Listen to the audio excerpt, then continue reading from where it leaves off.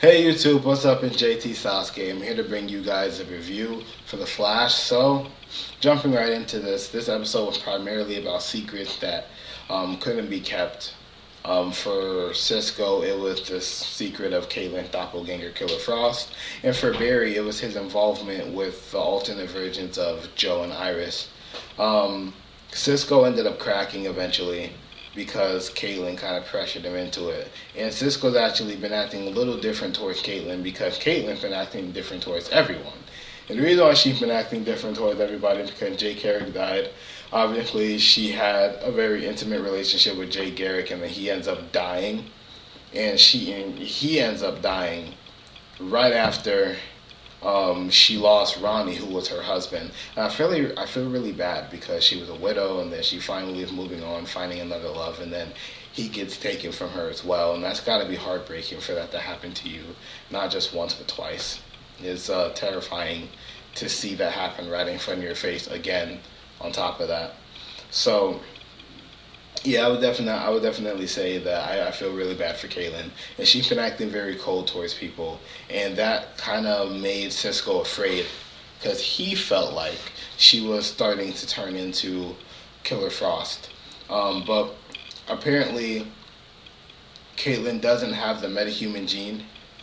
I'm not sure if that's true or not, because I remember Harrison Wells from last season saying that him and Caitlyn, Cisco and Caitlyn both were exposed, but we'll see. We'll find out later on. She probably does, and it just hasn't awakened yet. So it probably takes something to trigger that. So I believe it will. I believe it will happen. But with that being said, we move on to Barry. Barry has been kind of like Oliver, according to Diggle, who crossed over with Lila in this episode. Apparently, Lila is the new leader of August, which I think is Argus, which I think is awesome. But apparently, Barry's kind of been holding the weight of the world on his shoulders. He's been trying to run away from what happened on Earth too, because if it wasn't for his involvement, Joe on that Earth wouldn't be dead, and um, he also left. He also left Earth 2 behind to be at Zoom's mercy, which is a terrifying thing because Zoom, he kept sending people over here and messing with Central City in Earth 1. And then on top of that, he almost killed Barry and beat Barry on a couple of occasions. And to think that somebody as powerful as Zoom would just be left to reign free on another Earth, it's very terrifying. And all of that is kind of his fault. You know what I'm saying? He tried to defeat Zoom and didn't work. He bailed. And now he's back on Earth 1 while everyone else on Earth 2 has to deal with Zoom. So that's been weighing on him. And he just couldn't handle it. And he was trying to stay focused on other things. And it just wouldn't work. So he finally broke down after a King Shark attack on on Joe's house. Finally broke down, finally started crying about it, finally opened up to them about what happened. And Joe tried to console him, saying it wasn't his fault. It kind of is, because if he didn't get involved, then everything would have been perfectly fine. Like Joe would have still been alive. Probably would have died later, but he wouldn't have died then. So there's that. But Barry's been kind of holding the weight of his choices on his shoulders. We also get to see Barry interact with Wally, and Wally is very upset with Barry because they've told a lot about Barry and they've portrayed him to seem very perfect.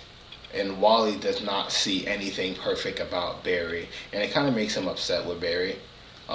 Especially when King Shark attacked. Barry's obviously the Flash, but Barry got called a coward because he ran away or hid.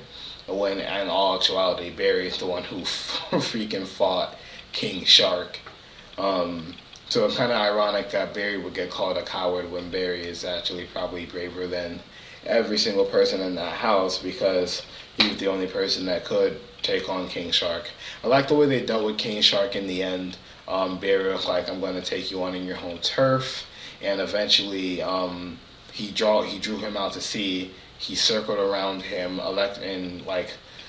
electrify the water, allowing him to throw his electricity on the king shark and electrocute him to knock him out. That's a very big shark. So that electricity is not gonna kill him. It's gonna need a lot more than that to kill him.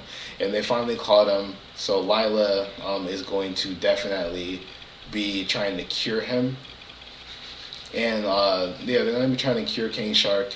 And Caitlin actually gave her the suggestion to go to a doctor that Caitlin and Cisco visited earlier on to get more research about sharks, so that way they can try and cure the guy who is King Shark. I'm pretty sure they're not going to cure him anytime soon. King Shark can kind of come back. A lot of the Flash episodes have like an internal narrative, and then the metahumans are just there for action purposes, to kind of like break up the narrative and such. Which is pretty cool. I like that. But I can't wait to get more of the episode where the metahumans is the narrative of the episode. Has something to do with the main plot.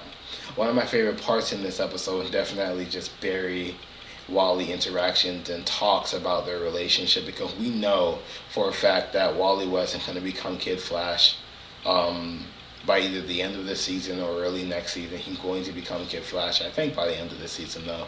And they're hinting towards that heavily because he loves things that are fast. And what's going to be better for him than to be able to move just as fast as Flash, if not faster? Because in comic books, Wally West is actually the fastest Flash out of all 4 Flashes, I believe. I believe there's 4. There might be more. But out of all the 4 Flashes that I know of, he is the fastest. And most well versed with the Speed Force.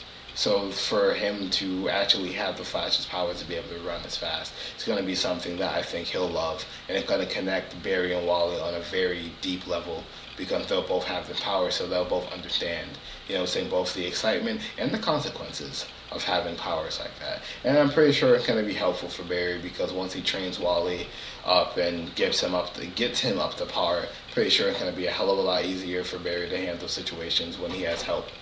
So with that being said, we have a surprise twist at the end.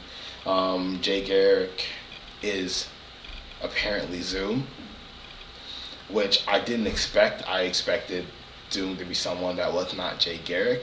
And I thought last week's episode kind of confirmed that it wasn't Zoom. So for anyone that, last week's episode kind of confirmed that Jay Garrick wasn't Zoom. So for anyone that thought that, you were wrong, so was I. Don't feel bad. They fooled the living shit out of us. But I think it was a great twist. I want to know how that works, because there's a lot of people saying that the Man in the Iron Mask is also Jay Garrick. I now see that the Iron Man and the Iron Man was not trying to talk about himself, but was trying to talk about Zoom personally. I want to know how he changes his voice like that. And since the mask didn't meld onto his face like we originally thought, I want to know I want to know how he got his mask like that. There's just so many questions. And then Harrison Wells is supposed to have created the Zoom, so I want to know how. Maybe Harrison Wells helped with the Velocity 6 formula. And maybe the Velocity 6 formula, what created Zoom and stuff like that. So we'll have to find that stuff out in later time. That was my review of the episode. The episode was really good. Especially the ending, the twist ending was shocking. I did not expect that. I really appreciate how they're building up tension between Barry and Wally, because there's going to be tension. You have the kid that's not the biological kid, but that's basically been there for a long time. They have the biological kid who's new to the family and doesn't necessarily appreciate the other son that's not attached via blood. I just like that little dynamic, and I like how Barry is kind of not trying to get into Wally's life, and it's not because he doesn't like Wally, but it's more or less because he has other things that need to happen and that he's dealing with, so he can't get involved just yet. And I appreciate that, because it's a realistic thing. I also like how Joe is always going to be this very nice and protective person, try to protect Barry and his feelings and let him know that things are not his fault and he makes snap decisions in the heat of the moment, that, you know what I'm saying, you have to do what you have to do. I also like the fact that Diggle came in and was just like, dude, you're going to lose people in your life. I've lost people in my life. You can't let the decisions that you make haunt you, otherwise they're going to destroy you. Which is very true, very good life lesson. So I hope Barry takes that to heart. I'm still waiting for the day that Barry can have all this knowledge in his head, that he doesn't need as much pep talk as he does.